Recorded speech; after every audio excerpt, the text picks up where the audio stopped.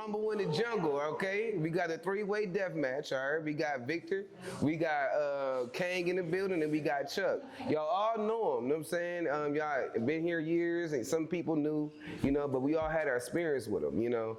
Be honest, I look at these gentlemen up here as like uncles. All right, I got love for all of them, you know what I'm saying? So there's not a situation where we bash anybody or say anybody better. We love all of them, you know what I'm saying? And we gonna get an opportunity to be able to hear from these people, these men. They wanna be able to guide us in the right direction with their leadership, their versatility, their experience, everything they did in the plant. They wanna be able to give back to the union and the membership.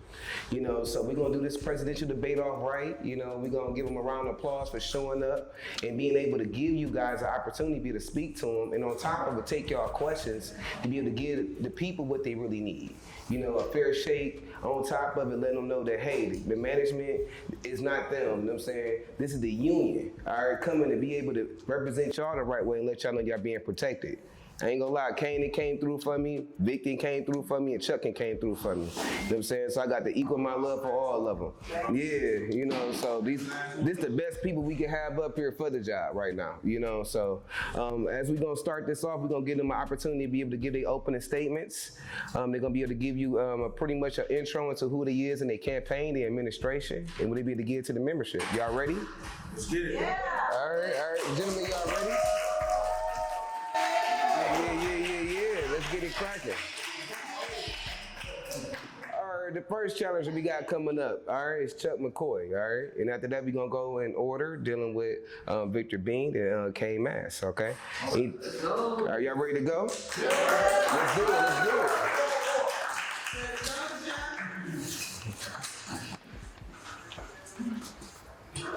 it. You need help? Good evening, everybody. I'm Chuck McCoy. I started in 1996 back at Michigan Truck, and I got first got involved in 1997, and was an alternate in 1999, an alternate committee person. I was elected in 2004, and we come over to Dearborn in 2007, where we lost the ship. And that's where I met Nick, and we formed a team together side by side, and we won the election. 2009, I was put in the bargaining position right at the time, and I think we had it on the crew in 2009, and I handled the bargaining position until that summer, and later on that summer, I got later on that fall, I was appointed health and safety. So I've been an intricate part of this leadership team forever. Since probably 2008, I've been in so many meetings. I was Nick's primary advisor and also a safety person for years. To this day, we still have the same agreement for safety. I was a big part of that. You look at your local agreement, that's something that we've negotiated. I've been involved a long time. I have a plan, a real action plan that we change this membership and lead it to the right direction. It involves getting you all involved. Currently, we work out of what I call a triangle, where everybody talks down on the membership instead of an inverted triangle where membership speaks what they need down at the leadership. This is right here is a perfect example of when we flip this around and start listening to the people on the floor. And that's why the mechanism of communication is the newsletter that's for the floor. You keep leadership out of it, and you have the floor running it with the leadership supporting it. Now you're constantly getting real information from the floor.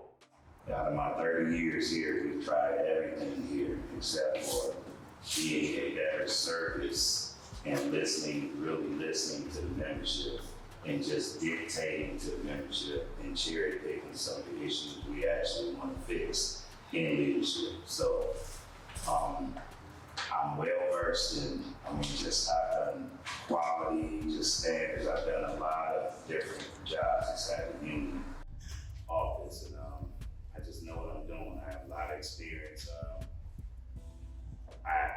took the safety job knowing good and well I'm capable of being in bargaining or cheering or anything.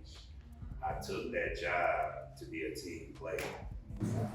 Everybody can't be a chairman. I worked from the side, helped everybody over the years. So I just think being sometimes a bigger man, even though I know I was more than capable, talented and everything, I just was always wanting to be a bigger man for the sake of everything. So again, I really, really want to take this job because look at this right here, look at what we're doing here right here. I have action plan right now. We have a website already in play. We got outside of Facebook, which is currently the only platform basically we use. We got our own website. It's already live in effect right now. We got our own newsletter, and that's supposed to be ran from the floor by the people on the floor, not by the leadership, but by the floor and supported by the leadership. So, I got a whole lot of plans that I've already got in place. They're moving forward. So my platform is really solid. I've talked to a lot of people on the floor. I can see so much now more, and that's going to be my time. But I can use that to be a shot.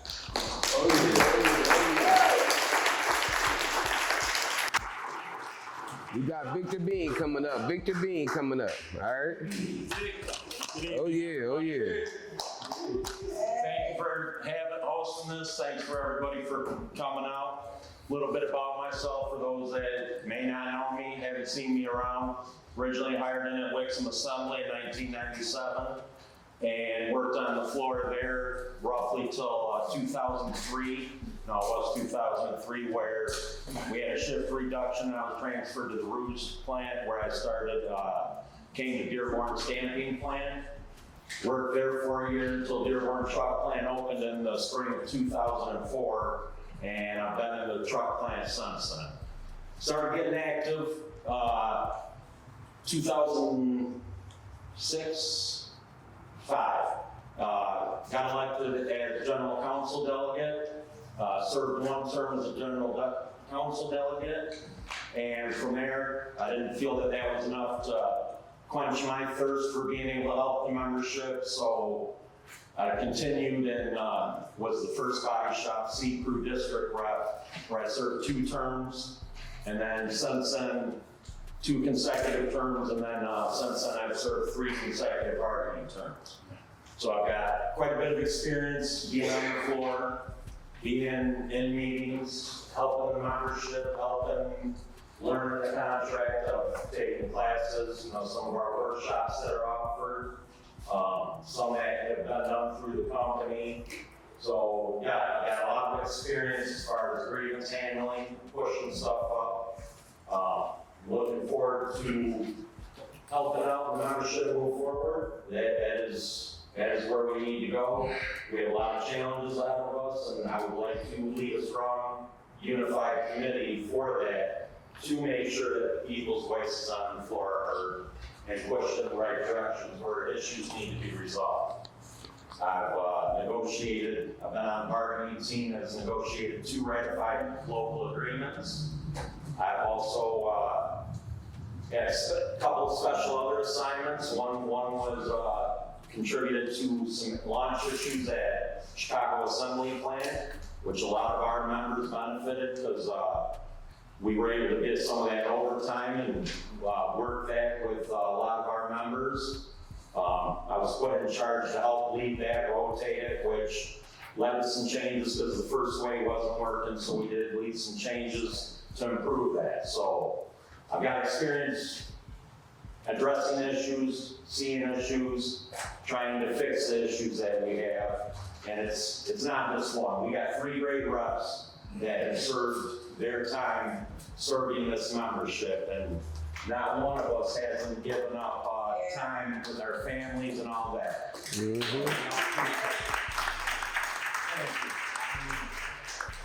But the reason why I'm running, and again, with what I just feel like I am the most experienced person that has addressed issues, and that needed to be, and in the proper manner, because that does come with doing it. And I want to continue to do that because we still have plenty of issues that affect us every day. So I look forward to this. I appreciate you guys putting it on. Oh, yeah. This is a great forum. This is a great way to meet our membership. While we have a packed house here, we don't have near what we need for our membership. And the word needs to get out, so I believe that I appreciate you guys putting this forum together to give us all an opportunity to get out there. Thank you, everyone. Don't y'all love that, y'all? All right, y'all hear from your uncles, all right? All right, they taking care of y'all, all right? I want to introduce Kane Mass to come up to give his opening statement. Y'all ready? Let's get it, let's get it. Yeah, oh yeah.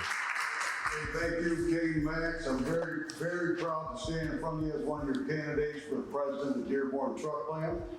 Currently serving as truck plant president with Nick Vitalis being on a long-term medical leave.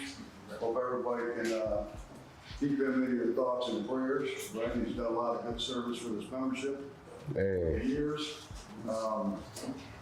Chuck, Victor, Chuck was a mentor to me when I was first starting out as a committee man. That was a long, long time ago. Right? Back in 2008 when I first served as a committee man.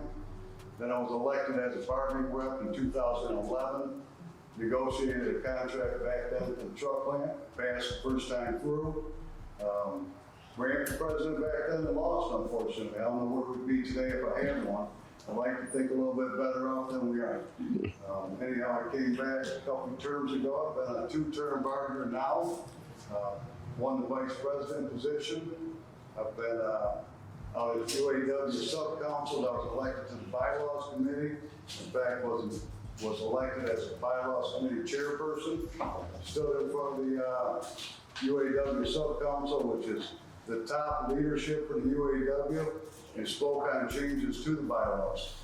I'm very well respected throughout all the UAW board system, and we got a lot of work to do. I took over for Nick on Tuesday last week. First thing I wanted to do was schedule a cross-crew meeting for the staff, which we had on Thursday. Was the first one we had in over a year, I believe. I scheduled a meeting with the plant manager on Thursday. I took the vice president and the bargaining rep with me.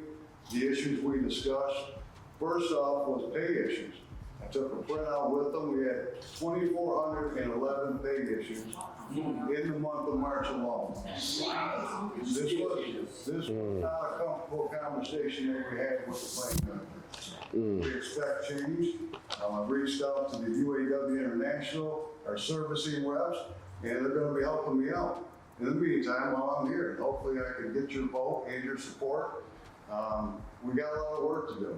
We got to bring this UAW staff back together, and we got to start bringing these issues to where they belong, the plant manager. Okay?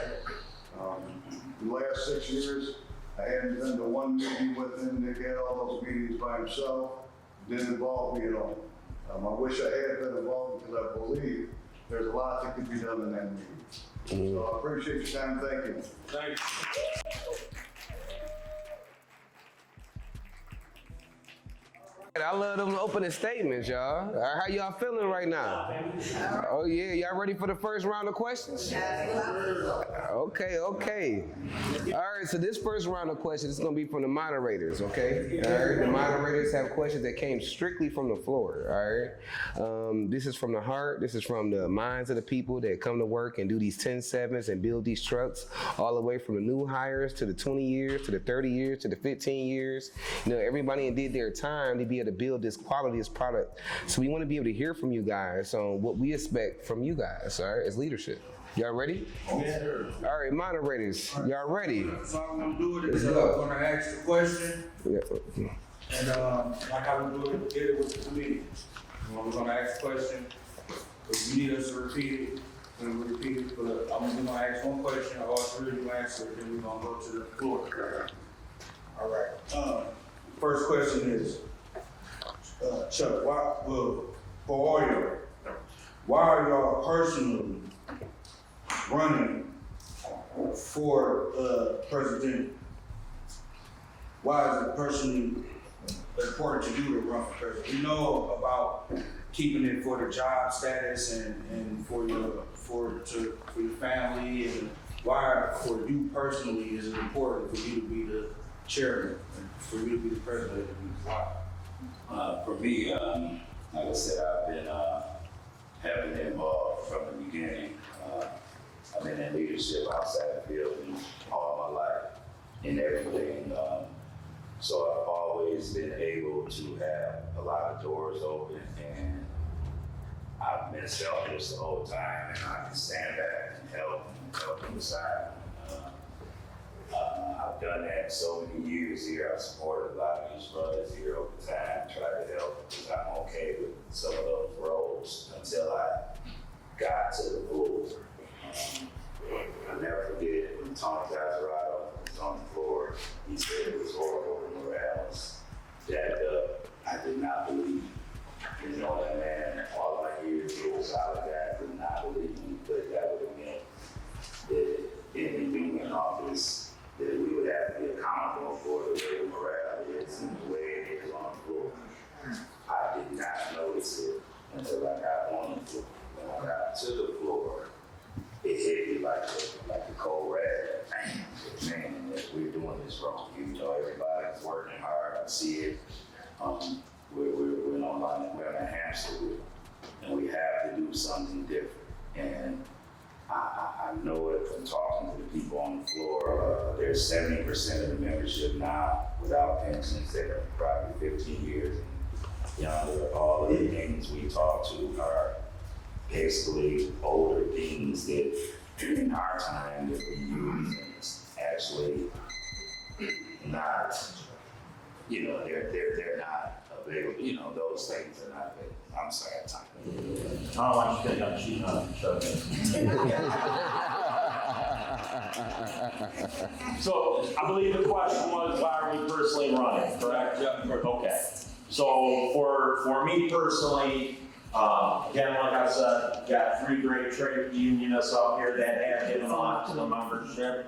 And if there was any other situation and I didn't feel that I was the person with the most experience, ready to run, ready to fill this role, this is something that I have strived for and knew at some point. I got 20 people on right now. Do, just because it This does my take feed the right plan. Tell them to go With to the that, truck plant page, the truck I plant want to page. help lead the teams that make it better for the floors. I don't think any one of us, and I'm saying myself included, not one of us has a magic wand. But what I don't see enough of is the committee working together as a whole, and I want to change that because I have seen what can happen when the committee works together as a whole. Because as a bargainer or chairman, we're not on the floor every day. 100% right. But our districts are out there, and they're the ones getting their asses kicked every day because they're hearing it right from the floor. So I've led things as far as grievances and working together. So that's what I plan on doing going forward. Thank you. Oh yeah. Don't start my time yet.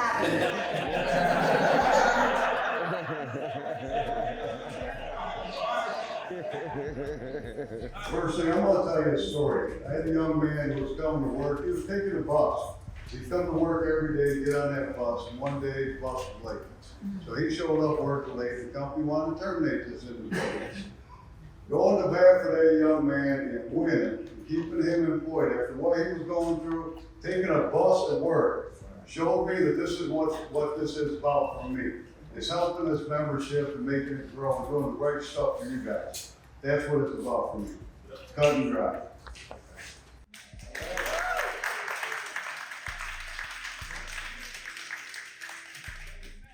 Okay, we had an opportunity for the panel to be able to ask a question, so we want to ask a question from the Q&A section. All right, you guys are ready? Yeah. Let's do it. Let's do it. Come on, Chuck. All right, first question. How will you make sure the contract is enforced every workers, not just certain groups or your friends? Number one, we're federally mandated. We be sued for not representing I just love to win. I'm a fighter. Anybody who know me in here and been involved with my stuff, I finish. I come with the smoke. I am really aggressive with it. I'm for real about leadership. I think of this as like our house and somebody coming in our house to come for the kids or something. That ain't gonna happen. So just, I mean, the contract, we run into a lot of issues. Most of them are not usually contractual. There are normally a lot of other things outside of the contract, but it's really easy to enforce that contract and that language. You just gotta push it through and be willing to deal with whatever consequences it is as a leader. Then, definitely gonna make sure that happens. Like I've always had, they follow the contract. You gotta hit them in the mouth sometimes, if they don't hear. And I don't mean to sound like that aggressive, but that's what it is. You gotta come down and hit them, so. I don't mean physical. Hold on. Yes, sir, I'm sorry. With the new contracts coming up in a couple of years, we got a lot of new hires, and then some people that only been through one contract. How can we make sure that the employees are fully informed about what's going on with the contracts and stuff like that? How would you go about that? So currently, like I said, we have a website right now set up in the newsletter run by the floor. We have tabs on there. There can be anything we have, from contract language, anything that we can pull up right there instead of searching through Facebook and all of that. We need our own platform. And we need to be able to access that information. My idea is to, just like I even have some information before we leave, to put out information to educate the membership on what's going on, what we all do. I mean, a lot of us here, you probably name what the roles and responsibilities of all of us are. I have some of that in there, and that's a part of it. Get the people involved on the floor to ask what they need so we can get it to them. Okay. Actually, I'm sorry, can I just do one quick follow-up, because it pertains to everybody? So I want to give an example of how I feel like sometimes it gets messed up, like a short work week.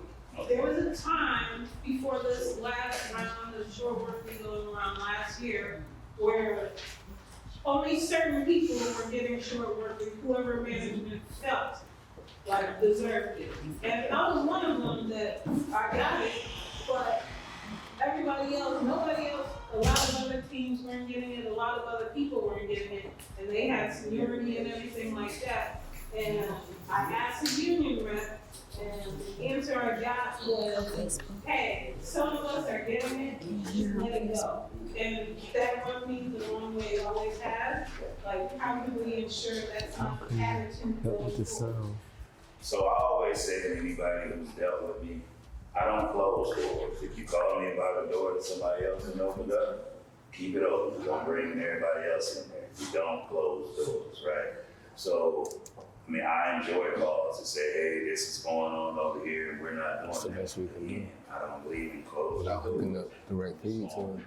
And bringing some more people through here. So, everybody, you have to be fair and do everything right. Just because you may hear them on the floor doesn't mean these guys don't get involved later on and fix it. It just may be initially, but once you can show that one person is getting it, it's kind of hard to, you may want to give it the reps. I can't understand how you put it up there. Low seniority, high seniority, every nationality in that plant. We are all underneath that UAW. The way I represent folks in that plant, I represent every single individual the same. I don't care whether you're high seniority or low seniority. It's on that stand right there. I don't see a difference between a low seniority, a high seniority. She put a mic on it. Yeah, Is there an add-on question? Well, okay. There's two, weren't there? No, we just want to add on. We just want to add on. So, I gave the example of, right now we're getting short work weeks, some of us, but last year it was happening as well for a while. And like I was getting it, but a lot of other people weren't getting it, and they were very frustrated. And I went to somebody for help in the union office, and the answer I got was, hey, like some of us are getting it, we want to keep them getting paid. So we can't chase this. And that rubbed me the wrong way. So I would like to know, how will you ensure fairness that we get everybody to get the same thing? Because I don't feel like if one person's not getting it, nobody should get it. To me. So every situation on that shop floor is gonna be unique. If somebody volunteers to do a go home, it's gonna be a volunteer. In order to get the short work week, it's gonna be a force. So we need the membership to stick together, everybody to turn down the go homes, then the company's gonna have to force people out, and that's the point where it triggers that short work week. So I understand that the reps have a responsibility here, and the responsibility is to educate you folks that this is what we have to do. And we fight hard to get that for you guys, and so that's how we do that, okay? Because some people different. You saying that, as I always say, the contract is the contract, whether it's a local agreement or the national agreement. It doesn't change for anybody, and that's how I represent. So it's as simple as that to me. Second question? Second question was like a short work week. So there was an issue where certain people are getting short work week. Management might like that person or whatnot. And other people are not getting it, other people are not getting coded properly. They're being forced out, but they're not getting the short work week. So, and I went to somebody in the union office and they told me, hey, people are getting it, we can't mess it up for them. And I feel like if everybody's not getting it, nobody should get it. That's just how I feel. So how would you ensure? So the first part of that is the situation. Is it a voluntary go home? Because we've included local language in our agreement on a process to follow that to make sure it's fair and equitable for every member on that team. That's number one. Number two, if it gets to a force out, and we've had to go through this in the past month and a half because C-Crew has had a bunch of people there and the company was forcing people out. And there's a proper way to do that, and that's defined in the national agreement, because it turns into a temporary layoff situation. When there's a temporary layoff, management, like what we forced them to do on the shift I was on, canvas high and force low, and then they have to give a short work week out.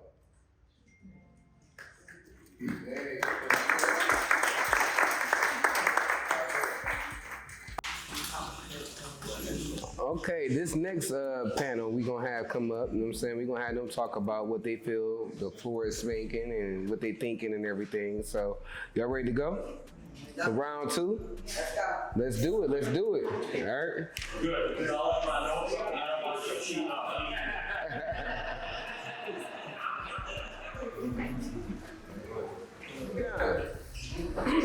If a worker feels they were treated unfairly by management, what specific steps would you take to protect that member?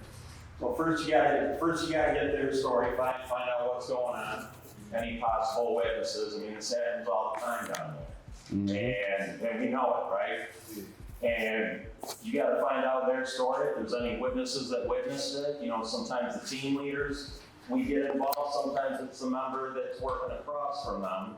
And then depending on what the facts become, because here's what I've learned in my 15 years of being an elected rep is there's two sides to the story and then there's the truth. So you weed through the bullshit, get to the truth, and take appropriate action depending on what it is. Sometimes it's just a matter of having a conversation with the process coach, the lead process coach, or depending on how high you have to escalate. Go ahead.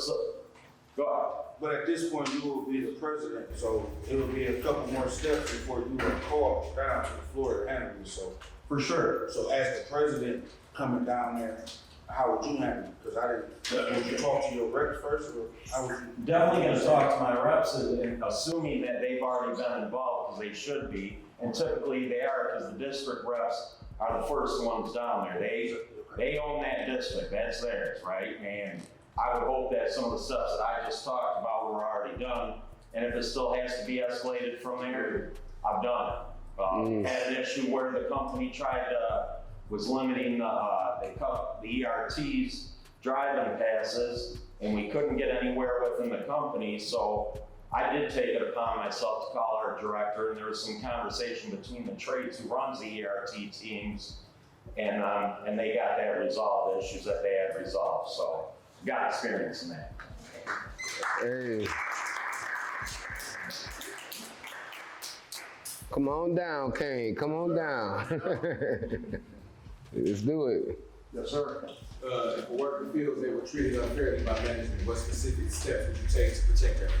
So we're talking about from the president role. As a breakdown, what I would do is I'd have conversations with my district reps, ask what they've done, what sort of investigation they've taken, and if they had completed a complete investigation, then I would be involved and we'd go down, we'd get some statements taken. If we needed to, we'd get the labor reps involved and bring them down and get them involved as well. It's a common thing to do, is to bring the member up to labor and we sit down and talk with the company. If it gets to my level, there's gonna be some serious head roll if there's legitimacy in what's going on.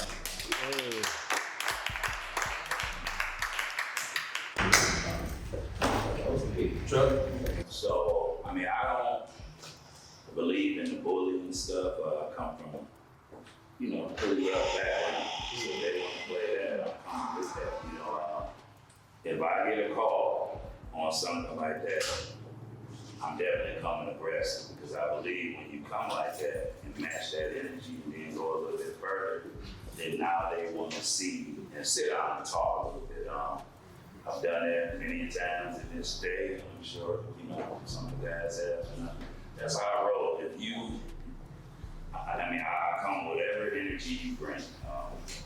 This is how I grew up, and this is all I've been doing. Old brothers, I've been fighting my whole life. So if you want to come that route, I'm really good at that. But I just believe in diplomacy and going up top and actually working. Hold on, I got a question. So do you, with that being said, do you believe in the iron fist, velvet glove effect to approach and stuff like that? I just believe in, I match the energy. I come with peace, right? Yeah. But when you go from 0 to 10 so fast, I really can match the energy. Yeah. All right.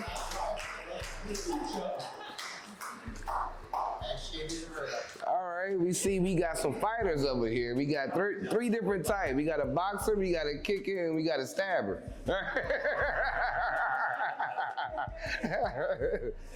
But this is what we want, though. You know what I'm saying? And on top of it, every last one of these gentlemen that came up to speak to you guys genuinely got a love and a passion for the membership. You know, so this is what we want to be able to show the people. And on top of it, we happy to have you guys participate in this, all right? And we're going to go to the next round. You guys ready? Yeah. Okay. Moderators, are you ready for the second round? All right. Let's get it cracking. All right, go ahead. Next round of questions. All right, I think we're ready. The question is, how will you improve communication between leadership and workers on all levels? How will you improve communication? First thing that has to be done is the leadership among all three groups within the committee has to happen. That's part of what my issue has been coming forward into this election, is that hasn't been the case as much as what I have seen in the past or what I participated in. Because I mean, social media platforms are a great forum. Some paper bulletins are a great platform. Those are both, because we do have members that will only do social media. We do have members. I'm getting old myself. I want to see a paper sometimes. So getting that out, getting information out is definitely key. Thank you. Can you repeat the question? Is Don't start that time. how will you improve communication between leadership and the workers? That's a great question. Since taking over on Tuesday of last week, I put out 3 bulletins. The first one hit the shop floor Tuesday morning, announcing what was going on. It initially hits the shop floor first, team rooms, cafeterias, then, well, I did goof up, and that was a pet peeve of mine too, was we get information from social media from the chairman often, which is BS, right? So I put it out on the shop floor, I put it on social media, 3 hours later I let the entire staff know. And I apologize to them for not giving it to them first. right? Because the staff deserves it first. One more time? Thank you. Can I keep going? Go ahead. There was 3 bulletins this week. The second bulletin that went out, I notified the staff first, put it on the shop floor second, then posted it on social media. Because we're gonna put it out real time in the factory, on the shop floor. This is how we do things, old school like we used to do it, on the shop floor first. All right, I heard you mention social media. Are you planning on making some type of different outlet besides the Facebook Dearborn truck time page? Because a lot of people not on that page or not involved with that. That's a great question. You want to plan on creating a whole new Facebook? No, not a whole Facebook page, but some different type of outlet. Maybe you might have your own website or QR code or somewhere where we can communicate besides Facebook. Like the Astorian. There's other people, some people, a lot of people don't have Facebook and are not members of the Dearborn Truck Snap Facebook page. Right. 810-691-2697.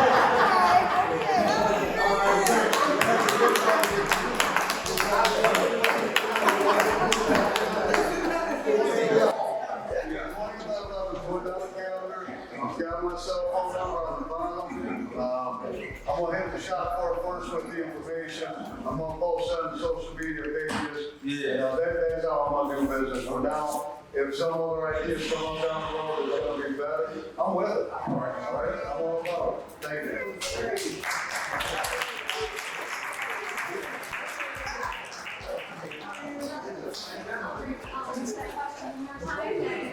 How we improve communications between the leadership with the members on all 3 shifts. Well, currently, put together a website assessment platform right now. It's in operation. Facebook is on that platform. It's being blocked or filtered by certain people. Not only that, we need the membership to be involved. And that's why this newsletter is developed. So the membership can take over, right? It's from the floor news. And you can have links to, we actually want to bring back the social media department, number 1. We lost that. And this is a part of what we're doing right here. This is all homegrown. Everybody works at the plant here right now. So, and they're looking at this. So hopefully we can bring this back and start pushing new things. We've got 30 years here. We didn't do these things in my day. Look at us right now, all homegrown. This is how we're going to be able to communicate to them.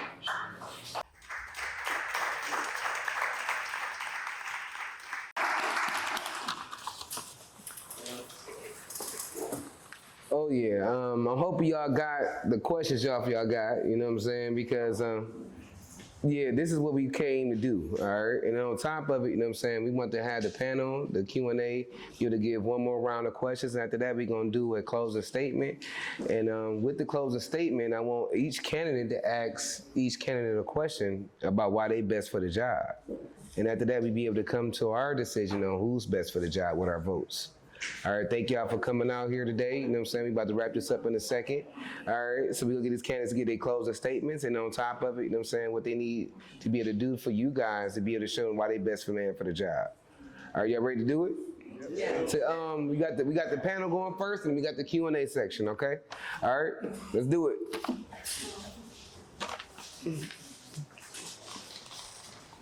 What are your top 3 priorities in being elected chairman? Top 3 priorities being elected chairman. Number 1 is getting the committee together, working together. I'll say this, I've been with the splits and the shifts that we've had over the past 1.5 to 2 years.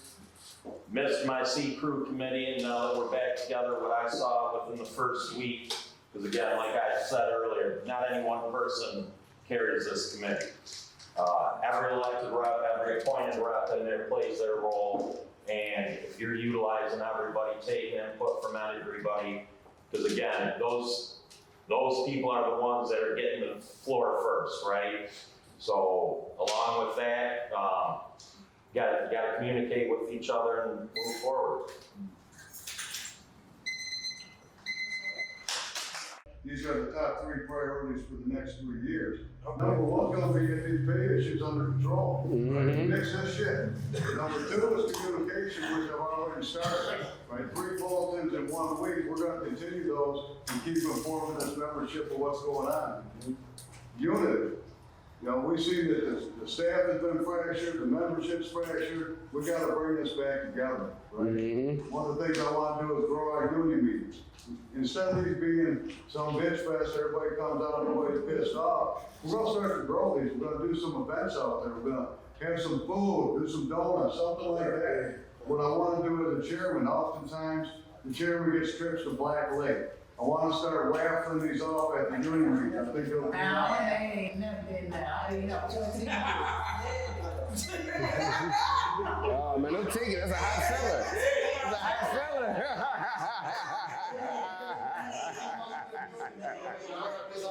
Hot seller. There we go. Keep going.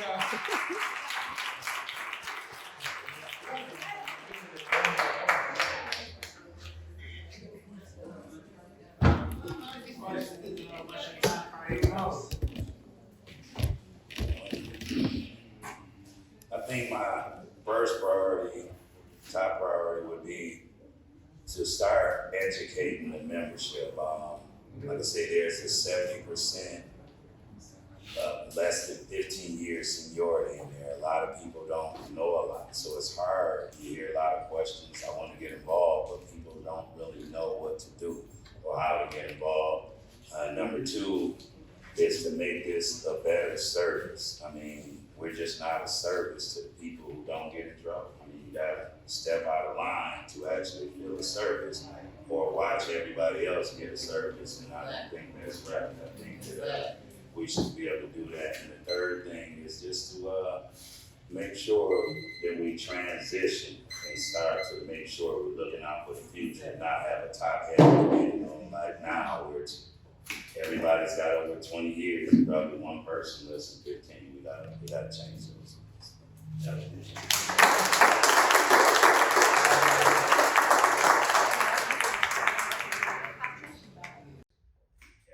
got over 20 years, and probably one person less than 15. We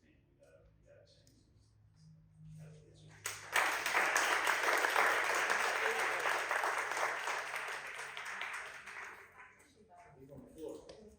The Q&A. Q&A, I have a personal question. All right, go to the mic. All right. This is very personal. Me and Victor had a whole fight about this last Christmas. Oh, man. No, we're not gonna have a round two because we're good. But my question is, number 1, who decides when hours are rolled back at Christmas time? That's my first question, because this past Christmas, they were threatening to roll them back, and low seniority, yes, I am low seniority. Low seniority does not get overtime in July, which we don't have that shutdown this year, so that's not a big deal, but just for future reference. And then they decide they're gonna roll back the hours in December when they fucking feel like it, honestly. Because the middle of the month is not the beginning of a new car year. That is not the beginning of a new car year. So my problem is, if we're gonna have people in office that are gonna roll hours back to appease their high seniority friends, because they want them to get seniority high, they want them to get the overtime in July and at Christmas, it's not fair. It is not fair. And I also want to know, I work at MOD, but we belong to final. We are not a part of this union. We are not able to vote for anything that has anything to do with anything over in final.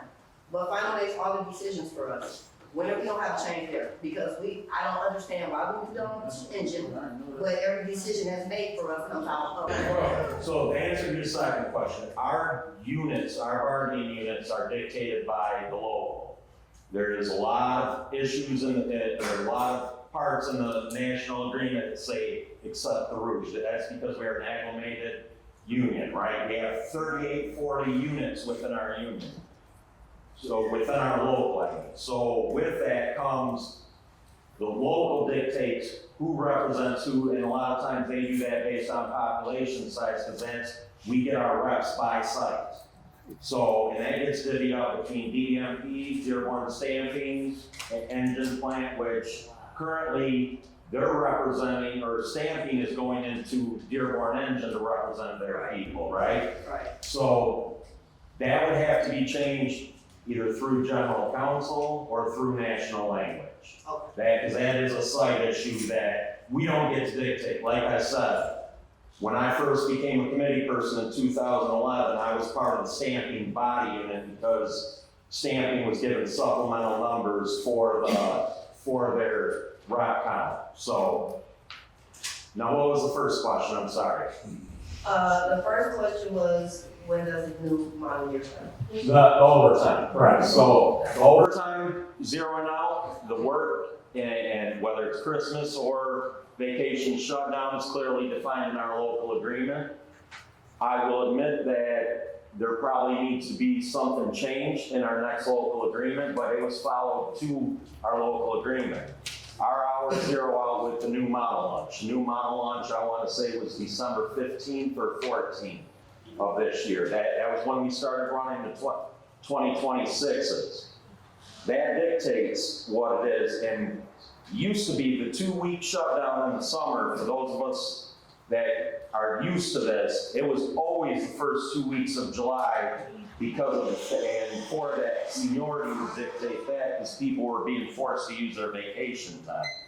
So if we need to change that and address it to issues that have arisen since then, that needs to be done through the resolution process and the local agreement. The overtime, we did launch a new vehicle in December.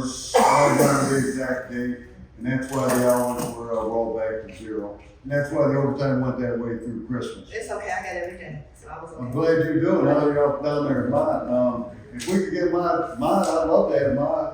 We I'd would love to to go represent to more folks, but the locals not gonna give it to us. They gave that to the engine plant, and, but I'd love to have it. I take MSC too. Yeah. All right.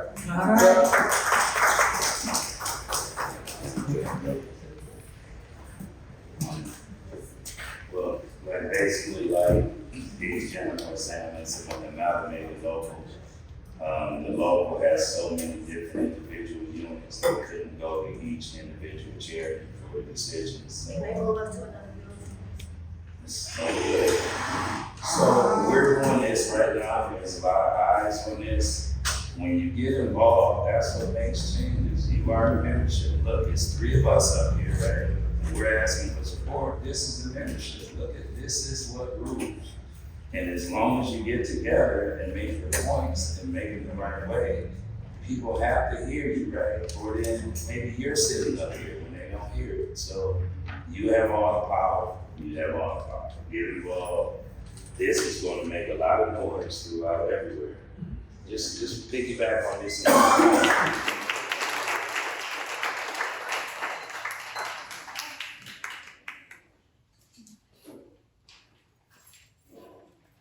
Hold on, we about to do closing statements. No. Okay, this is just a quick personal question. Personal B. I had an issue a while ago. It was a safety issue. But the point is, how will you as chairman ensure that the reps that you have chosen get the proper education so they actually know how to address issues on the floor? Because I ran into a situation where the rep that came to the floor didn't know anything, but the team leader, later on I found out that they were giving me the wrong information. And I just feel like that's wrong, especially since it's your responsibility to make sure you choose people who know how to do the job. Ma'am, choose them. Real quick, I think she's They trying to. don't. I didn't think they chose them. No, they're not elected. We vote for them. You vote for them. We vote on them. Elect them. No, Right, they there don't choose are reps that are appointed.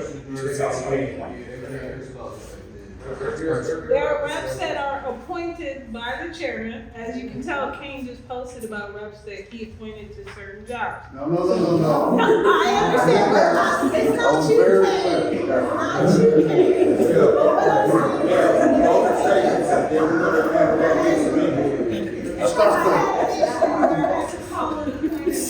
Calm down. And I'm trying chosen not to just say a name, because it's not important at this point. But the appointed rep didn't know what they were doing, and they allowed the supervisor to make a decision that put us in a bad situation. And then later on, when I actually got the job as a big job, I was going through the training, and the team leader is showing me that no, what the supervisor had me do for their convenience, absolutely wrong, and they were not supposed to be able to do that. So I feel like sometimes people get chosen for jobs that they are not qualified for, or they don't get the education. So how will you make sure that the reps that you appoint get the proper education so we're not screwed on the floor?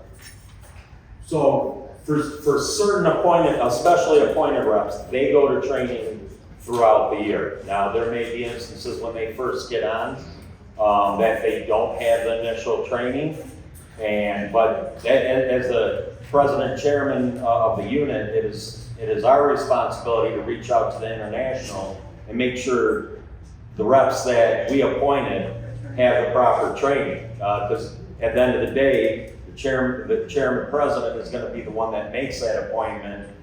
So why wouldn't we want that person properly trained? And there are training programs, and then there's conferences, the local, the region do things. So that is definitely a key. While the training doesn't do everything, because there are real life situations, but it's all available. Chairman's responsibility is to make sure that they are trained properly.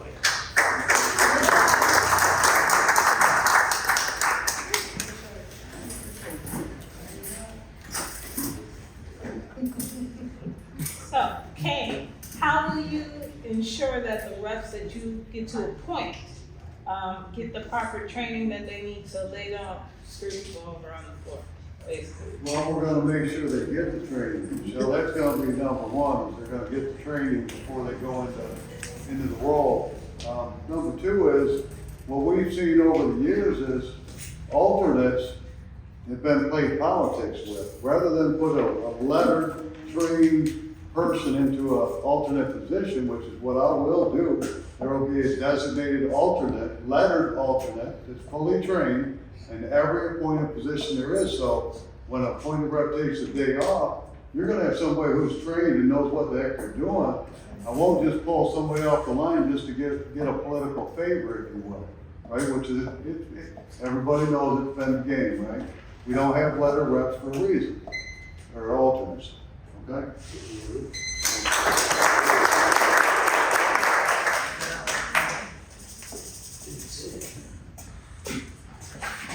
One more time. They got it short. It is. Y'all know I like to be all over the line. Y'all want to answer my question? Oh, no, we here. How will you ensure that the reps that you get to appoint get the proper training that they need so they don't screw us over on the floor? I've been both. I've been elected and appointed. It's nothing worse than being elected and not having that support of an appointed person. Appointed person, they don't get voted for. They're supposed to be taking bullets. They're supposed to be out there. They got a whole lot more room than the elected. So I'm definitely gonna make those decisions. I have a lot of ideas on some things right now. These bad in my mind, be thinking all the time, ain't getting no sleep. I got some ideas on what I want to do right now. I've been watching people for years. I know how the committee functions. I know the strengths of a lot of people. I've been watching it the whole time. So I got some pretty good ideas. I've been talking to people on the floor. I'm looking at some people out on the floor to understand that I'm ignoring the timekeeper this last time.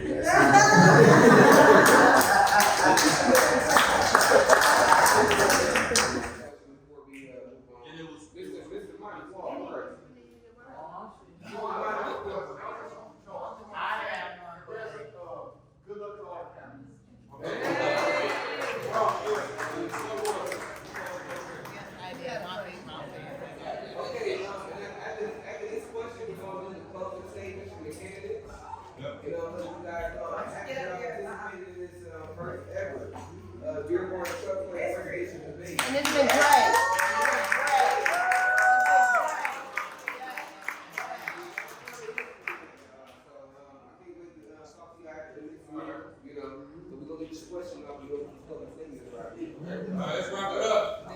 It's it, child. It's a personal question.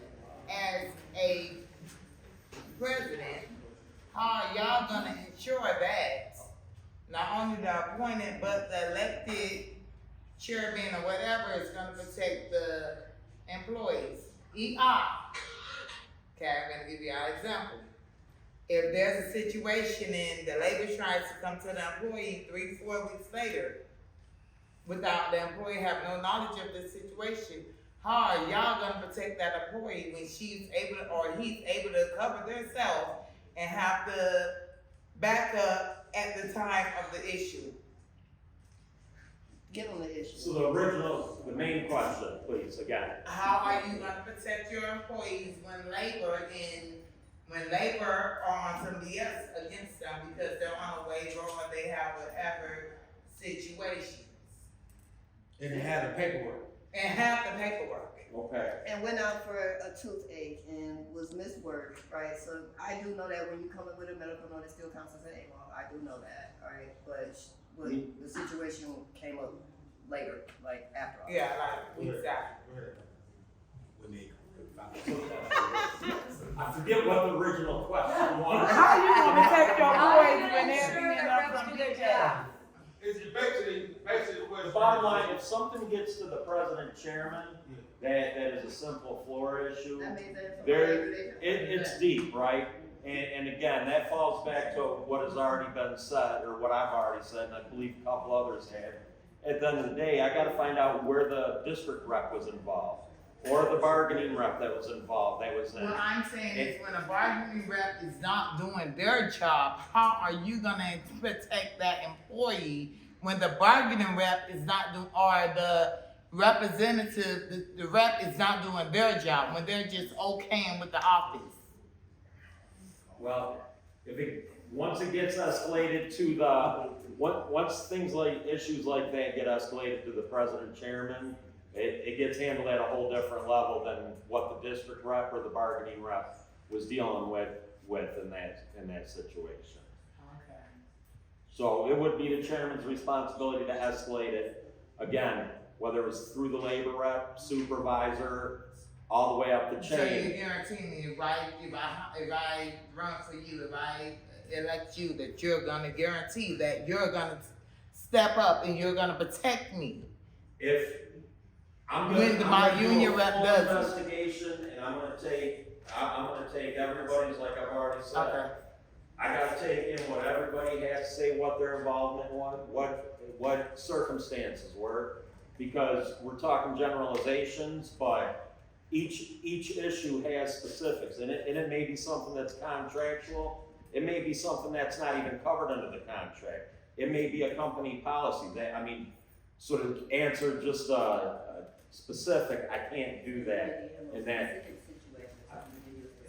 But we ain't got no more time, they trying to wrap up. We'll do this. I don't care, man. If the bargaining rep is not doing what's supposed to be done and it's proven, she wants to know what is the chairman gonna do to correct that behavior. That's what she. That part.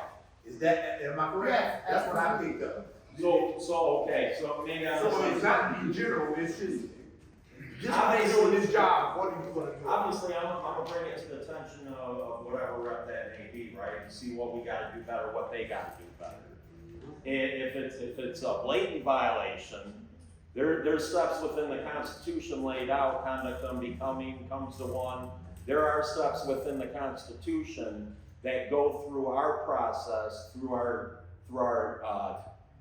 executive board at the local, and then things have to go higher, then it may go to the region or international level. So there is an escalation process when we aren't doing our stuff, or I've seen people, take it outside the So building. basically, the employees just have to suffer until y'all get it together.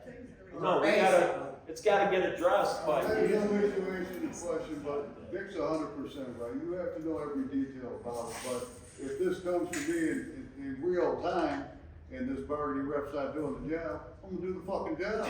I'm gonna do it. That's what's gonna happen. I'm gonna do the job. The idea that you're looking for is a balance of formidableness where we in a sense, have that power and right just as well as these managers and leaderships feel like they have that formidable right. Where is that gonna leave us? We have to write up these leadership pieces. Exactly. We have to make the right contending. Exactly. And that's why I'm asking these questions. Yeah, and I appreciate that. This is we put this together. You know what I'm saying? That's what I was put together for you people to be able to come together and be able to. You know what's on your minds and on top. I had 2 kids in the plant, maybe I'm old. You know, on top of the leadership and when this put this together, also to be able to hear and on top of it, implement the change. You know, so like thank y'all for being part of the change. We about to go ahead and get these closing statements together. All right. Each Kennedy's gonna come up and give his purpose statement of why he's the best person for the job. And on top of it, we need to offer you dealing with versatility and leadership. Are y'all ready? Yeah, let's get it. Well, again, thanks to those of you that helped put this together, those of you in the panels, everybody coming out, everybody that's gonna end up watching this or is watching this. It's been a great opportunity and something that's long overdue.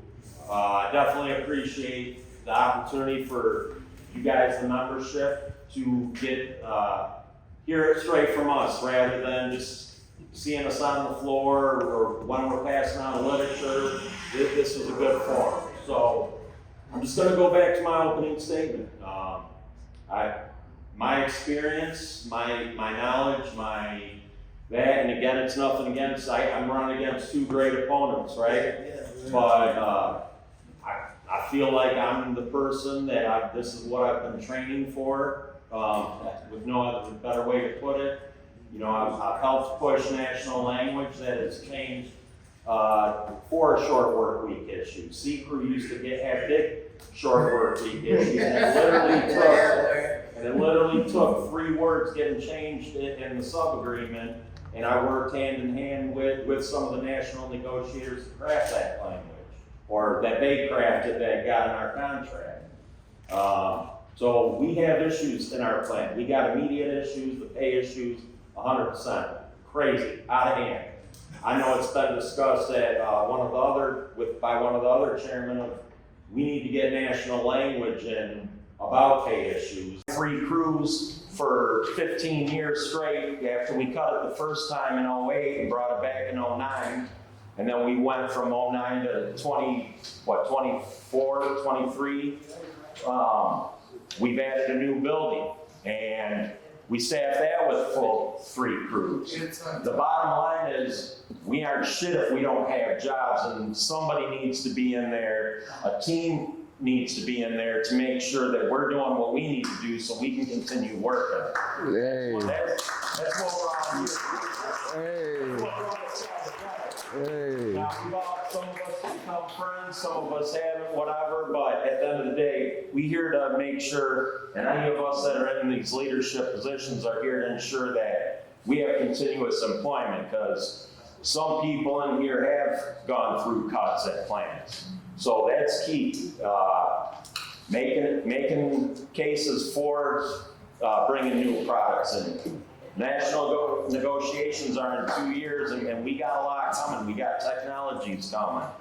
So I feel like I'm the best person qualified to listen and lead the teams that can help push and keep our plan moving forward. So with that, I appreciate your support and would appreciate your consideration for President Chairman of Dearborn Truck Plant. Thank you, everybody. Hey. This sure has been a great event. I appreciate everybody coming out and giving me the opportunity to speak to you. On Tuesday last week, I took over for Nick. I stepped in and I think we're gonna do an amazing job in this. Not taking this on as if it's a temporary assignment, it's a long-term medical leave for Nick. And I want to start what I'm doing today to carry us into the future. It says that, hey, let's ride us through till election. I stepped in day one, going in here trying to make change, trying to build this staff together, had that cross-view meeting. It was a great meeting. Everybody was really excited about it. We got a lot of good information. The stuff that the folks brought up in the meeting were actually things that I had addressed that same day with the plant with the plant manager. We're gonna attack these issues, we're gonna knock it out the park. My goal is to build the best UAW staff you've ever seen at Dearborn Truck Plant, the strongest. A vote for me is a vote for proven leadership that you can trust. So I appreciate your time. Thank you. All right. Electing me, I think I'm definitely the most experienced person up here. I've been the leader all the time. I take on all the hard stuff. I don't get involved unless somebody else can do it. That's always been the case. I'm a visionary. I put together a lot of stuff with staff, people that we have in the background, all of this stuff going on right now. I understand what we have to do to make these transitions. I've listened to everybody. Again, when I was in the office, there were things that we just could not see. So I respect these guys so much. I just don't think anybody inside the office can see the things that the people can really see on the floor. And, some of the barriers and just all of it. And that's no disrespect to anybody. It's just that had I run from the office and not from the floor, I could only be as dynamic as maybe the next person or maybe a little better. We need a complete overall change. We absolutely do. And that's who I am. I'm a relentless fighter. I've been involved from day one, all the time. I've done a really good job, in my opinion, of hiding that and letting other people shine. And I've been taking care of a lot of this stuff. I promise you I have, and some of them will attest to that. And that's the kind of team player I am. I'm ready to come out now and show you what I can do on my own. I got a team already there. I'm telling you, this is all I do and think about. And it's already out of my mind, and I'm gonna make this happen, for sure.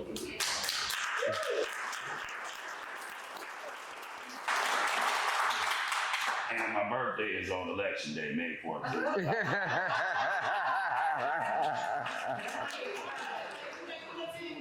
We all know what Chuck wants for his birthday. Hey, but I'd like to thank everybody for coming out to the first Dearborn Truck Plant Presidential Debate Edition podcast. I want y'all to know y'all all are superstars, okay? Give yourselves a round of applause too, okay? Yeah, because we nothing without y'all. On top of it, you know. Look at this right here. Look at this, look at this. This is what we want to see. Yeah. This is a brotherhood look like.